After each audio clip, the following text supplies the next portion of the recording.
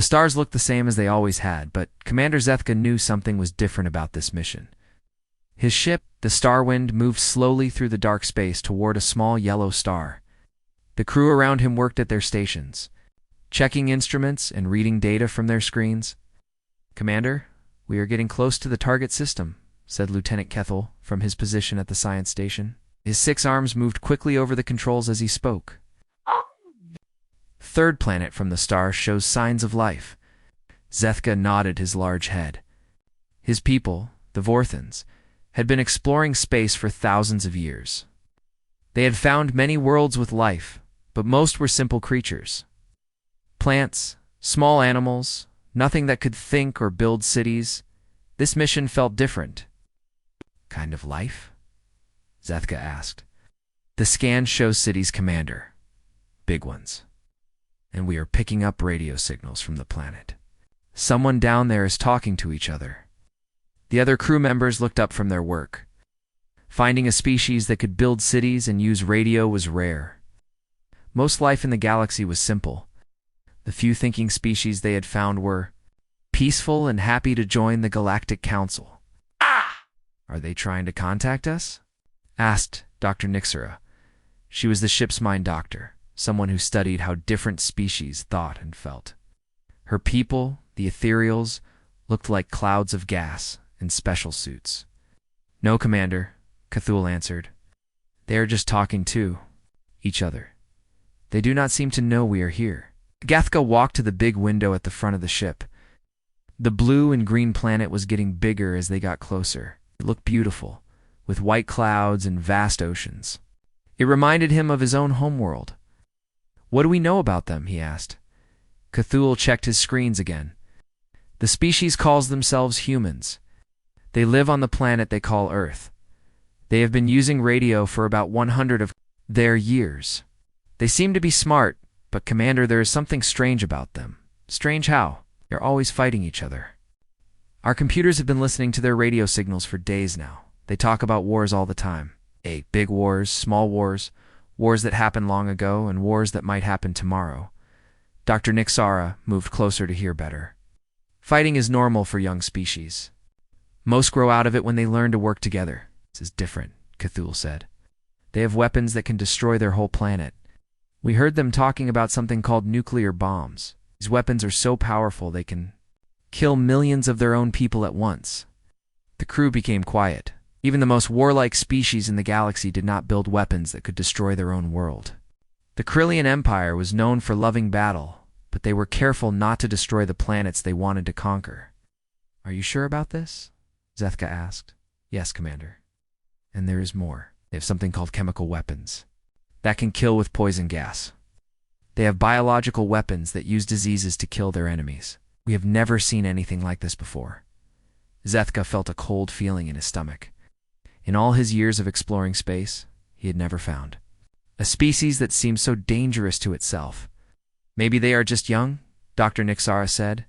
"Young species often fight before they learn better ways." "I thought that too," Cthulhu replied. "But Commander, these humans have been fighting for thousands of years. We found records of their history. They have never stopped fighting. Ever." Ship's communication officer, an insect-like klaxon named Hickstel, spoke up. "Commander, I have been listening to their entertainment signals. Their movies, their stories, their games. They are all about fighting and killing. They seem to enjoy violence." "Show me," Zethka ordered. Hickstel put the human signals on the main screen. The crew watched as images from Earth appeared. They saw movies about wars, about people fighting. With guns and explosives, they saw games where humans pretended to kill each other. They saw stories about heroes who solved problems by fighting. "This is how they have fun," Hickstel said. "They pretend to fight and kill for entertainment." Dr. Nixera watched the images carefully. "This is very unusual. Most species create art and stories about peace and working together. These humans seem to celebrate violence." "There is more, Commander," Cthulhu said. "They have divided their planet into sections called countries. These countries fight each other regularly. Right now, there are wars happening in several places on their world." "How many of them are there?" Zethka asked. "About 8 billion humans live on Earth. 8 billion. Zethka could not believe it, and they are all fighting each other. All at once, but yes. They seem to always be fighting someone. And Commander, they are getting ready to leave their planet. They've already sent some of their people to their moon. They have machines in space around their world. The cold feeling in Zethka's stomach got worse. Species that loved fighting, had weapons that could destroy planets, and was learning to travel in space, could be a danger to the entire galaxy. What should we do? Dr. Nixera asked. Zethka thought carefully. The Galactic Council had rules about new species. Usually, they would make contact and invite them to join the peaceful community of space-traveling peoples. But these humans were different. They might be too dangerous. Need to watch them more closely, he decided. I want to know everything about these humans before we make contact. If they are as dangerous as they seem, the Council needs to know. Should we tell the Council now? Cthulhu asked. Not yet. Need more information. These humans might be the most dangerous species we have ever found. If they learn to travel between stars while they are still so violent, they could threaten everyone in the galaxy. The crew continued their work, but the mood on the ship had changed. They were no longer excited about finding a new species. They were worried. The humans seemed to be everything that the peaceful Galactic Council feared. A species that loved war, had terrible weapons, and might soon spread across the stars. Dr. Nixera looked at the planet again. It was still beautiful, but now it seemed frightening too. Somewhere down there, 8 billion violent creatures were building weapons and planning wars. And soon, they might bring that violence to the rest of the galaxy. Commander, she said, quietly, what if we are wrong about them? Zethka looked at her. What do you mean? What if there's something about these humans that we do not understand? What if they're not as dangerous as they seem? Look at the evidence, Zethka replied. They have been fighting for thousands of years. They have weapons that can destroy their own world. They make entertainment about violence. What more do we need to know?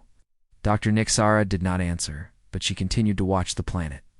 Something felt wrong about their conclusion, but she could not explain what it was. The evidence was clear. The humans were dangerous. But deep inside, she wondered if they were missing something important. The Starwind continued its approach to Earth. Carrying a crew that believed they had found the galaxy's most dangerous species, they did not know that their fear was about to change everything, and that the truth about humans was nothing like what they thought. For 3 days, the Starwind stayed hidden near Earth. The ship's cloaking device kept them invisible while they watched the humans below. Commander Zethka had ordered his crew to study everything they could about these dangerous creatures. Commander, I have found something troubling, Lieutenant Cthulhu said from his science station. His 6 arms moved quickly across the controls as he pulled up new information. The humans have military bases all over their planet. Hundreds of them. Zethka moved closer to look at the images on the screen. He could see large buildings, vehicles, and groups of humans in matching clothes. What are they doing at these bases? They are training, Commander. Training for war. Look at this. Kethel showed video of human soldiers running, jumping, and practicing with weapons. They do this every day, all day long. Dr. Nixera watched the images with growing worry. How many soldiers do they have? Millions, Commander? Every country on their planet has armies. Some countries have millions of soldiers. They are all preparing for battle.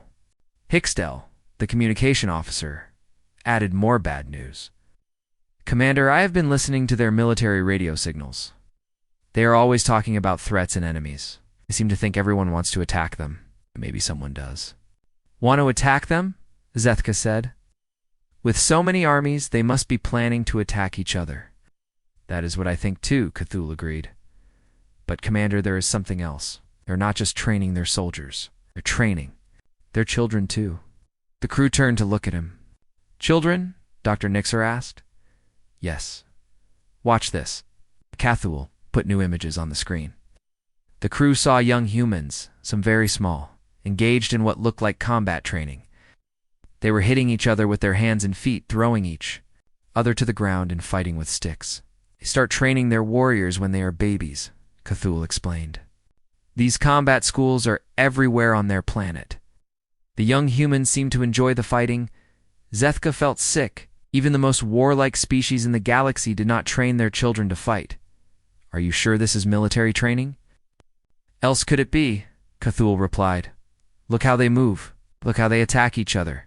This is clearly combat preparation. The crew watched as small human children kicked and punched each other while adult humans watched and cheered. It looked like a celebration of violence, Commander Hicksdale said. I have found their group combat training. This is even worse. Images appeared on the screen. The crew saw large groups of humans running at each other and crashing together. They fought over a small round object, throwing each other to the ground and piling on top of each other. They practiced group warfare. Regularly, Hicksdale explained. Thousands of other humans watch and cheer for their favorite warriors. It is like they are choosing the best fighters for their armies. Dr. Nixara studied the images carefully. Humans watching seem very excited. They are screaming and waving their arms. Yes, Hicksdale said. They love watching combat. It makes them happy to see their people fight. Commander Zethka had seen enough. What about their weapons? Are they still building more? Yes, Commander, Cthulhu said. We have detected several facilities where they make weapons. They are always working. To build bigger and more powerful ones, Commander, they are testing them regularly. Testing them how? They explode them in empty places to see how much damage they can do. We recorded one test where they destroyed an entire mountain. The explosion was so big, it could be seen from space. The crew was quiet for a moment. A weapon that could destroy. A mountain was more powerful than anything most species had ever built. Are they planning to use these weapons against each other? Dr. Nixara asked. It seems that way, Cthulhu replied. They keep building more and more weapons. They talk about having enough weapons to destroy their planet many times over. Why would they build so many? Zethka asked. Because they do not trust each other, Hicksdale said. Every country is afraid the others will attack them. So they all build more weapons to protect themselves, or to attack first, Cthulhu added. We have heard them talking about surprise attacks. They seem to think the best way to win a war is to attack before the enemy knows you are coming. Archer. Nixata felt more worried with each new piece of information. What about their space program? Are they planning to bring their weapons to other planets? Yes, Commander, Cthulhu said. They've already put weapons in space around their planet. They call them satellites, but we can see they are designed for war. And they are planning to build bases on other planets in their system. Hicksdale added, they've already visited their moon several times. They are planning to build a permanent base there. A military base? Zethka asked. What else would it be? Cthulhu replied. They are expanding their territory. First the moon, then the other planets. And eventually they will want to expand to other star systems. The thought made Zethka's blood run cold. If the humans learned to travel between stars while they were still so violent, they could threaten the entire galaxy. Commander Dr. Nixara said slowly, I have been thinking about something. What if we are wrong about them? Wrong? How? What if there is a reason for all this fighting? What if they are not as violent as they seem? Cthulhu looked at her with, Surprise, Doctor. Look at the evidence. They've been fighting for thousands of years. They train their children to fight. They build weapons that can destroy planets. They make entertainment about violence. What more proof do we need? I know. The evidence looks bad, Dr. Nixara said, but something feels wrong about our conclusion. Maybe there is something we do not understand about their behavior. Like what? Zethka asked.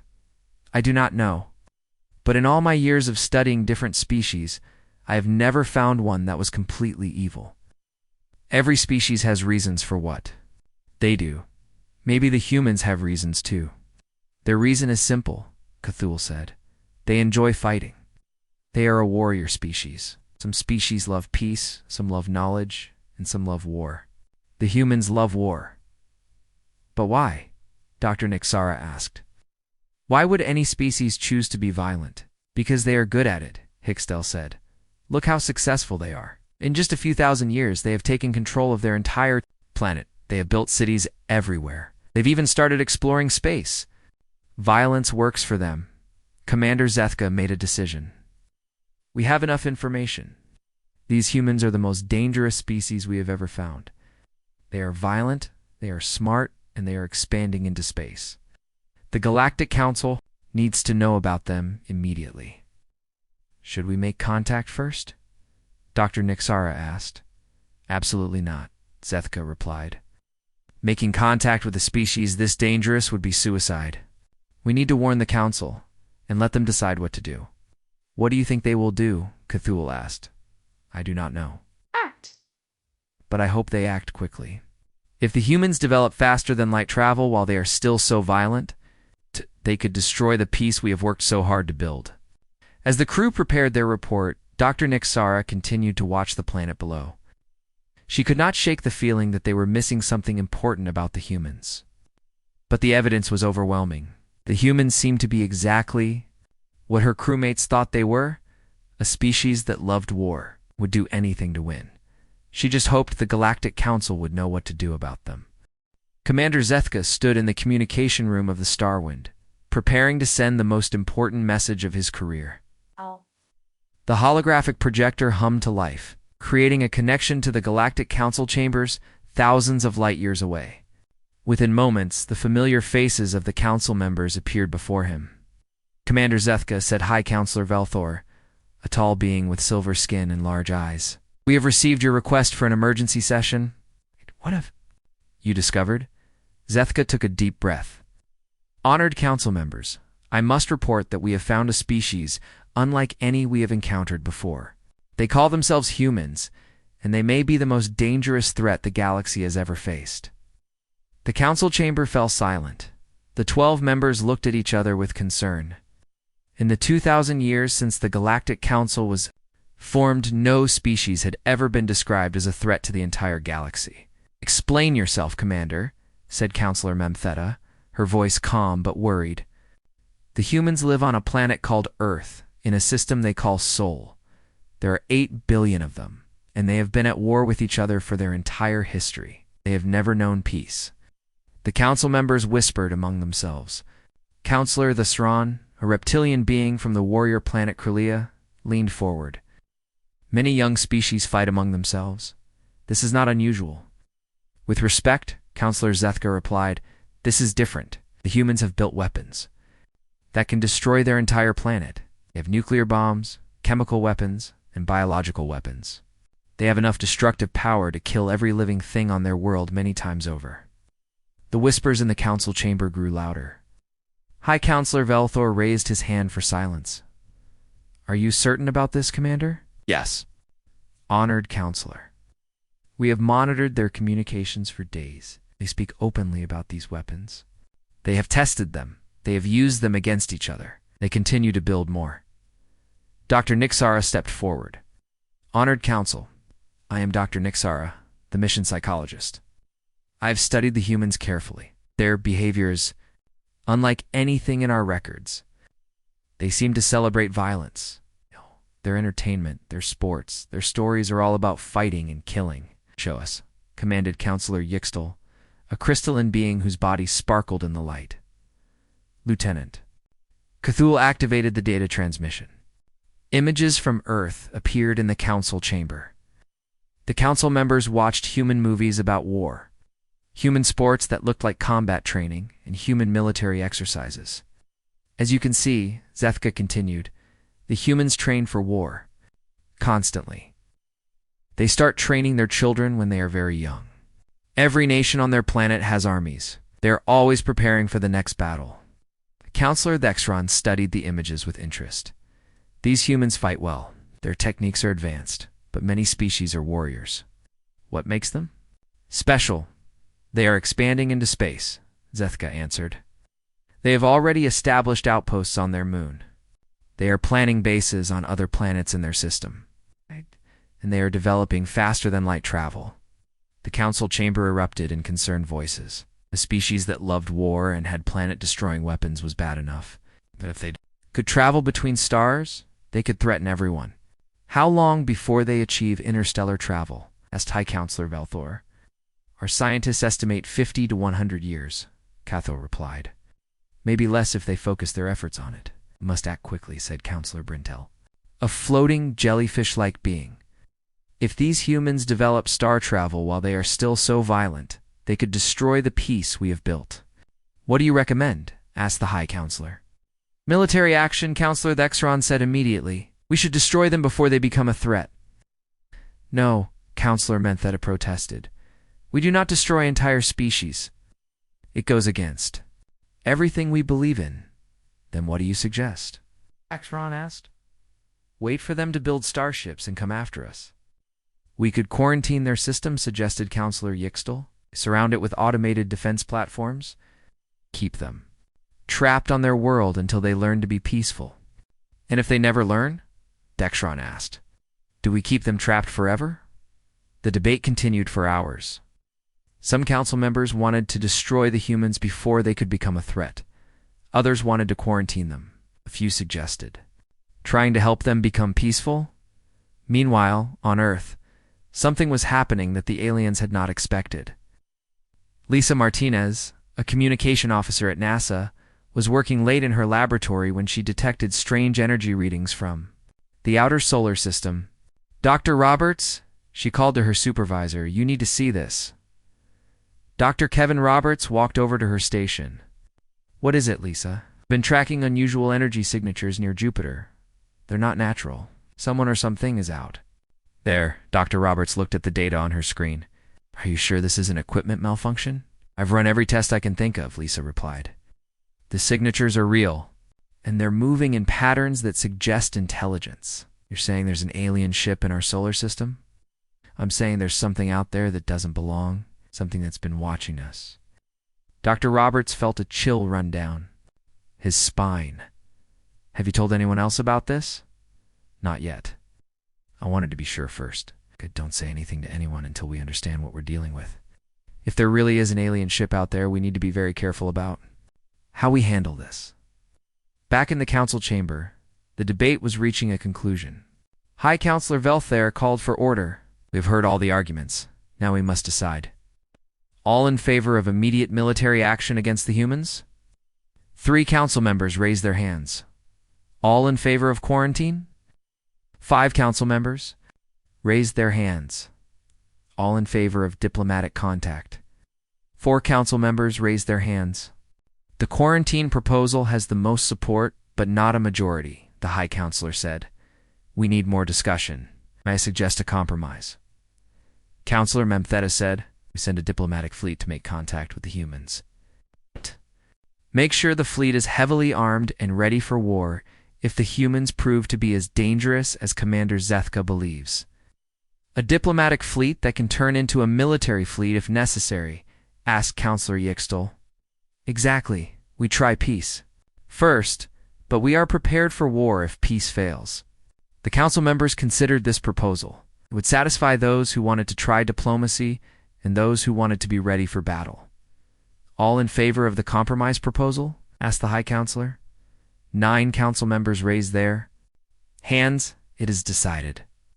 We will send a diplomatic fleet to make contact with the humans. The fleet will be commanded by Admiral Voxen and will include representatives from all council species.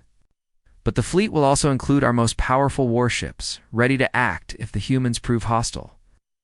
Commander Zethka felt relieved. At least the council was taking the threat seriously. When will the fleet depart? Immediately, the High Counselor replied.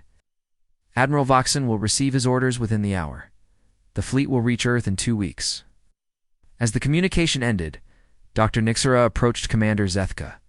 Commander, I still have doubts about our interpretation of human behavior. Doctor, we have presented the evidence. The Council has made their decision. A diplomatic fleet will give the humans a chance to prove they are peaceful. If they cannot, then we will know we were right about them. And if we were wrong, then we will have made a mistake. But it is better to be wrong and cautious than to be right and unprepared. Dr. Nixara nodded, but she was still worried.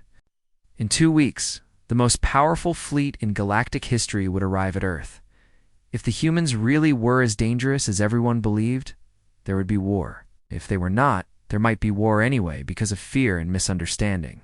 She looked at the image of Earth on the main screen. Somewhere down there, 8 billion humans were living their lives, unaware that their future was being decided by aliens who had never spoken to them.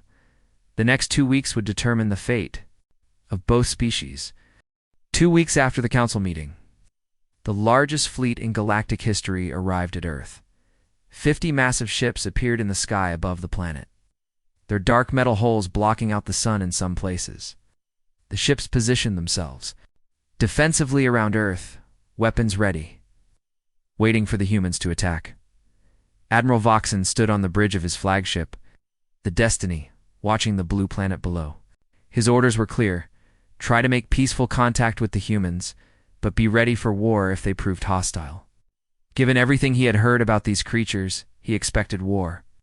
Admiral, his communication officer, reported, "We are detecting movement on the planet's surface. Their military forces are moving to positions around the globe." As expected, Voxen replied, "They are preparing to attack us." "What about their space weapons?" "Their satellites are powering up, but they have not fired yet. They seem to be waiting for something." On Earth, the appearance of the alien fleet had caused panic unlike anything in human history. President Amanda Foster sat in the White House Situation Room, surrounded by military advisors and scientists. The room was filled with tension as everyone tried to understand what was happening. "How many ships are up there?" President Foster asked. 50 confirmed, Madam President," replied General Rick Barnes, chairman of the Joint Chiefs. "They're positioned all around the planet?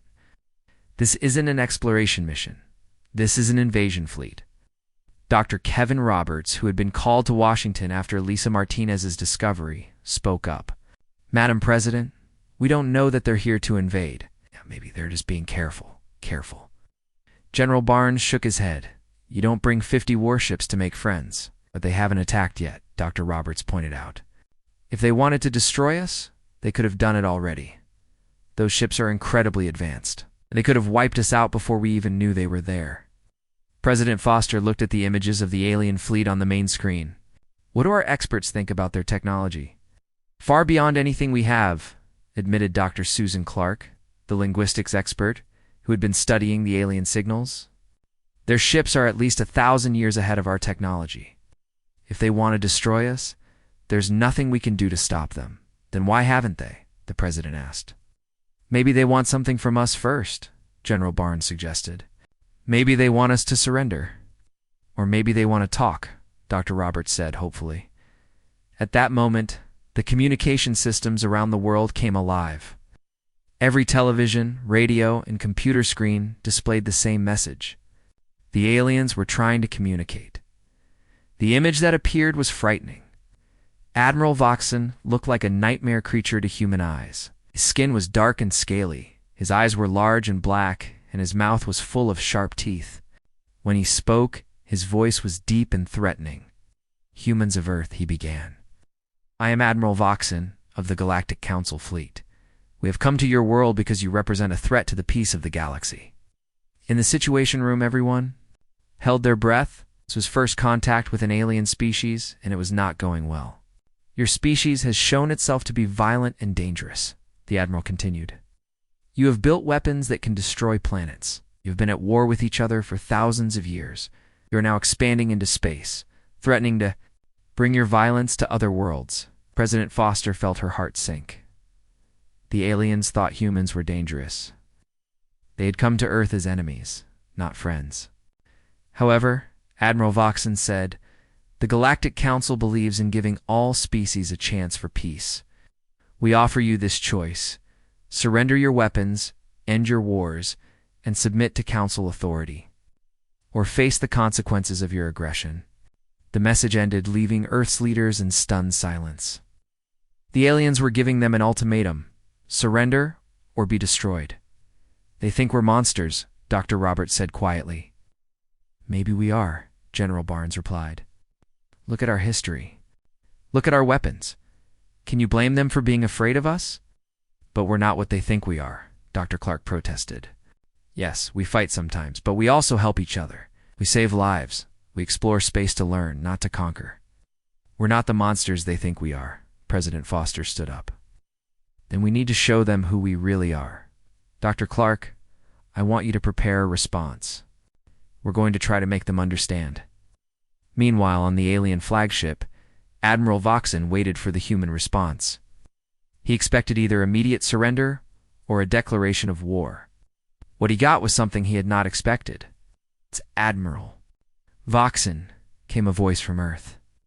This is President Amanda Foster of the United States of America, speaking on behalf of all humanity. We are confused by your message. Do not understand why you see us as a threat. The Admiral frowned. This was not the response he had expected from a violent warrior species. We are not perfect, the President continued. We have had wars, and we have built weapons. But we have also built hospitals, schools, and places of worship. We have created art, music, and literature. We explore space because we want to learn about the universe, not because we want to conquer it. More lies, muttered the Admiral's security chief. They are trying to deceive us. We would welcome the chance to join a galactic community, President. Foster said, we would be honored to learn from other species and share what we have learned. But we cannot surrender our right to defend ourselves, especially when we do not understand what we have done wrong. Admiral Voxen was confused. This did not sound like the response of a warrior species. It sounded like the response of a species that wanted peace. But the evidence about human violence was overwhelming. Admiral, his communication officer, said, we are receiving thousands of messages from all over the planet. Humans are trying to contact us. What are they saying? They are asking for peace. They are offering to share their culture with us. Some are even offering to help us if we need anything. The Admiral did not understand. According to all the intelligence he had received, humans were violent and dangerous. But their words suggested they wanted peace. Sir, his science officer reported, we are detecting unusual activity on the planet's surface. There appears to be some kind of emergency. Military activity? The Admiral asked. No, sir. It looks like a natural disaster. A large earthquake has hit one of their major cities. Buildings are collapsing and people are trapped.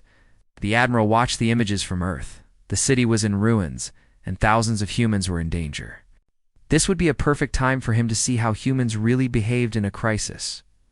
What are the humans doing? He asked. They are sending rescue teams from all over the planet, the science officer reported. Military units, civilian volunteers, medical teams. They're risking their lives to save people they have never met. The Admiral watched in amazement as humans rushed into burning buildings to rescue strangers. He saw human soldiers using their training not to fight, but to save lives. He saw human doctors working without rest to help the injured. This does not make sense, the Admiral said. If they are so violent, why are they helping each other? Maybe they are not as violent as we thought, suggested Dr. Nixera, who had been transferred to the flagship for the mission. But the evidence. Maybe we misunderstood the evidence, she replied. The Admiral continued to watch the rescue efforts. He saw humans working together, sharing resources, and putting the needs of others before their own safety. This was not the behavior of a violent warrior species. For the first time since arriving at Earth, Admiral Voxen began to wonder if the Galactic Council had made a terrible mistake. Dr. Nixera could not sleep. She had spent the entire night watching the humans rescue people from the earthquake. What she saw changed everything she thought she knew about this species. She had to speak with Admiral Vox Hunt. She found him on the bridge, still watching the rescue efforts on Earth. His face showed confusion and doubt. Admiral, she said carefully, I need to tell you something important. I think we have made a terrible mistake about the humans. What do you mean? He asked, not taking his eyes off the screens. Everything we thought we knew about them is wrong. They are not violent monsters. They are protectors. Admiral Voxen turned to look at her. Doctor, we have seen the evidence. They have weapons that can destroy planets.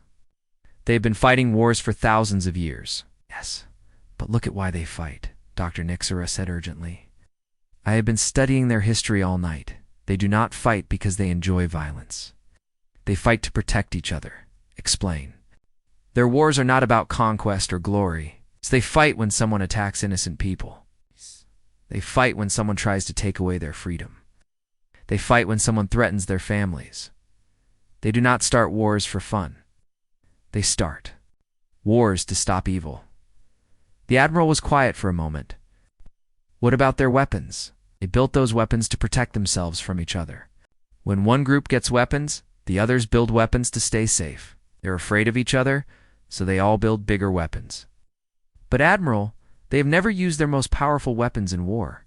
They built them, but they were too afraid of hurting innocent people to use them in their military training. They train their soldiers to be brave and strong so they can protect people who cannot protect themselves. Admiral, look at what those soldiers are doing right now. They are not fighting. They are saving lives. Admiral Voxen looked at the ad. Screens again. His human soldiers were pulling people from collapsed buildings, giving them water and food, and carrying injured people to safety. These did not look like the actions of violent monsters. What about their entertainment? He asked. Their movies and games about violence? Those are stories, Admiral. They are not real. Humans tell stories about heroes who fight evil and protect good people. Ow. They do not celebrate violence for its own sake. They celebrate people who use strength to help others, and they're sports games, Admiral. They compete with each other to see who is fastest or strongest, but they do not hurt each other. What we thought was combat training is actually just play. Admiral Voxen felt a terrible weight in his stomach. Are you saying that we have brought a war fleet to threaten a peaceful species? I am saying that we have brought a war fleet to threaten the most protective species in the galaxy. Admiral, humans do not fight because they love war. They fight because they love peace and will do anything to protect it. At that moment, something happened that proved Dr. Nixara's words. One of the alien ships in the fleet suffered a critical system failure. The ship's power went out and it began falling toward Earth. Emergency, shouted the communication officer. The ship Harmony is losing power, is going to crash on the planet's surface. Admiral Voxen watched in horror as the ship fell toward a human city. Thousands of people would die if it crashed there. Can we stop it? He asked. No, Admiral. The ship is too far away. We cannot reach it in time. Then we are about to kill thousands of humans by accident. But something amazing happened. The humans on Earth saw the falling ship and immediately took action. They did not know if it was an accident or an attack, but they saw people in danger and acted to help. Human spacecraft launched from Earth, small ships that were no match for the alien technology. The humans flew their fragile ships toward the falling alien vessel, trying to slow it down with their own engines. What are they doing? Admiral Voxen asked in amazement. They are trying to save our people, Dr. Nixara said softly. Are risking their own lives to save aliens who came here to threaten them. The human ships could not stop the alien vessel from falling, but they managed to change its direction. Instead of crashing into the city, it fell into the ocean where no one would be hurt. Admiral, the communication officer reported, we are receiving a message from the humans. Put it through. Ah. President Foster's voice filled the bridge. Admiral Voxen, we have rescue ships on the way to help your people. Our medical teams are standing by. We will do everything we can to save them. The Admiral could not speak. The humans were offering to help the same aliens who had just threatened to destroy them. Admiral, came another voice. This is Dr. Kevin Roberts from NASA.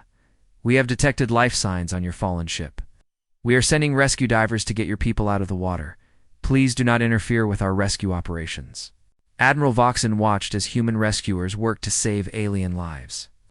They used their own equipment, risked their own safety, and asked for nothing in return. This was not the behavior of a violent species. This was the behavior of heroes. Dr. Nixara, he said quietly, what have we done? We've made a mistake, Admiral, but it is not too late to fix it. Admiral Voxen opened a communication channel to Earth. President Foster, this is Admiral Voxen. Our people are safe, thanks to your brave rescuers. I need to speak with you immediately. Of course, Admiral. Are you ready to discuss peace? President. Foster, I owe you an apology. Came here believing that humans were dangerous and violent. We were wrong. Now, you are not monsters. You are protectors. Thank you, Admiral. Now, we never wanted to be your enemies. You are not our enemies, Admiral Voxen said. You are exactly what the galaxy needs. We have been searching for a species that would fight to protect the innocent. We have found it. The next few hours changed everything. The alien fleet moved. From attack positions to peaceful formations, representatives from both species met to discuss the future. 8-year-old Danny Phillips had been watching the alien ships with his parents when he decided to do something simple but powerful. Took a crayon and drew a picture of humans and aliens holding hands. His mother posted the picture on the internet. Soon people all over the world were sharing it. The picture reached the alien fleet, and Admiral Voxen was moved by the child's innocent gesture. He realized that humans were not just protectors, but also dreamers who wanted friendship with other species. Dr. Nixara, he said, prepare a message for the Galactic Council. Tell them we have not found the most dangerous species in the galaxy. We have found the most necessary one. What do you mean? The galaxy is full of peaceful species, but sometimes peace needs protection. Sometimes good people need strong people to defend them. Humans are not dangerous because they are violent. They are dangerous to evil because they are good. The message was sent to the Galactic Council, and the response was immediate. Instead of ordering the fleet to attack, the Council asked Admiral Voxen to invite humanity to join the galactic community. Not as a conquered species, the High Counselor said, but as protectors. The galaxy needs guardians who will fight for what is right. President Foster accepted the invitation on behalf of humanity. We would be honored to help protect the peace of the galaxy. The first human peacekeeping mission was announced a week later. Human volunteers would travel to distant worlds to help resolve conflicts and protect innocent people.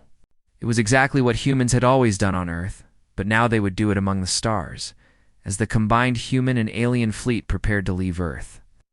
Admiral Voxen reflected on what had happened. They had come to Earth expecting to find the galaxy's most feared species. Instead, they had found the galaxy's most necessary species.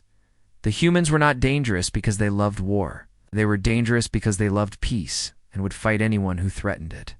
The galaxy had gained not just new members, but new protectors who would ensure that good people could live safely among the stars. Dr. Nixara smiled as she watched human and alien crews working together. The species they had feared most had become the species they needed most. The galaxy was safer because humans were now part of it.